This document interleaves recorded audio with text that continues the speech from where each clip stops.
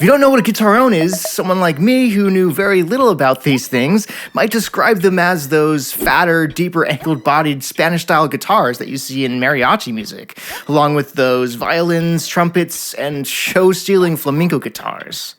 Of course, my ignorance just assumed, hey, those guitarrón instruments have a similar tuning to the drop A I've already pulled off on a modern acoustic guitar, so I could probably get away with grabbing a cool set of their strings to try and get that warm sound of their low-tuned nylon strings to compare as well. These strings from a genre I admire mostly for its advanced techniques that I know little about should easily translate. So if you couldn't tell from the sarcasm already, what I thought was going to be a simple restringing project, similar to stuff I've done in the past, ended up becoming something a little bit more difficult. You can skip straight to the chaos of the demo at this timestamp, otherwise, this is Kevin from Said Too Much.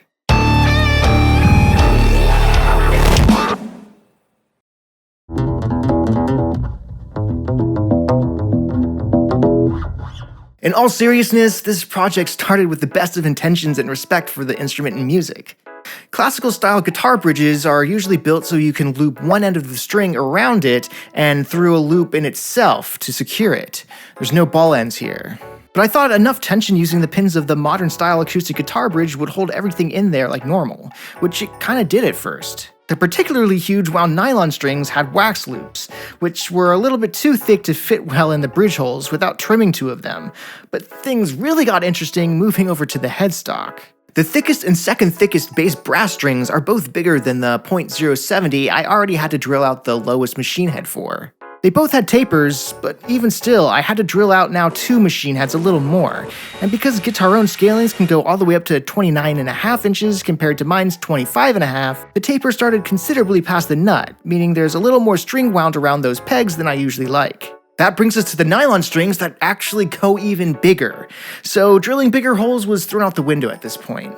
Like some thick metal strings I've dealt with in the past, my solution was to unwind them, with superglue taking the place of the solder I usually use to make sure the winding held tension. It was interesting to see how these strings were constructed, with soft nylon fibers serving as the core, and the outer winding giving it a slight hollow center feeling, kind of like a straw, practically as thick too. So my ultimate solution had me divide the core fibers into two ends, feed one through the tuner hole with some tape, and tie them together. Trying to tune up from here, everything got worse one more time. And the most embarrassing part is that I mixed up where each string goes, even ignoring helpful numbered beads marking each string.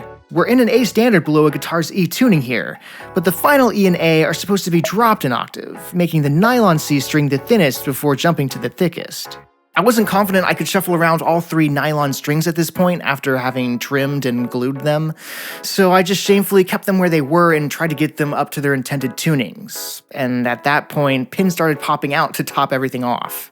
A combination of hammering, more superglue, and partial damage leaves us with this final setup at least. I wasn't exactly proud at this point, but I figured I needed to get in front of a camera to find out what we can hear before maybe something even worse could happen. Leaving the lowest strings at an octave below a guitar or a bass tuning to start before attempting to tune up again.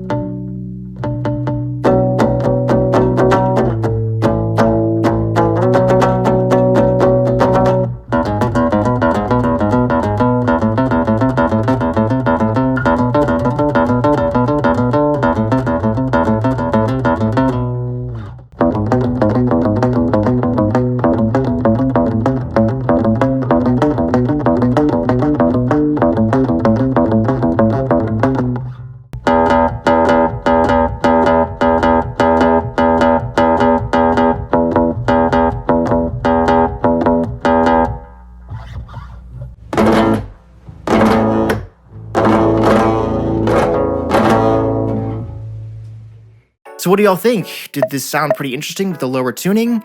Or was it perhaps too muddy and maybe underwhelming?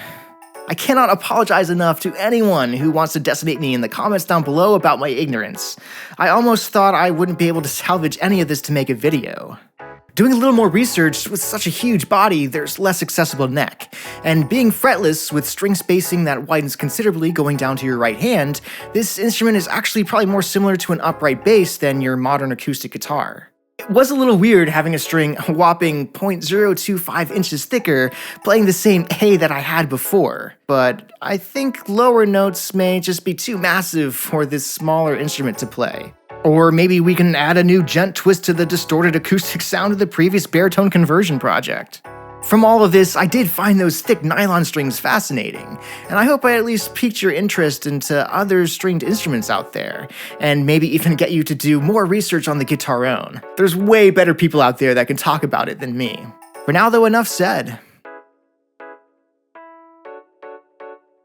For early video access, raw instrument tracks, and more exclusives, find our community on Patreon and consider adding your support. Said too much.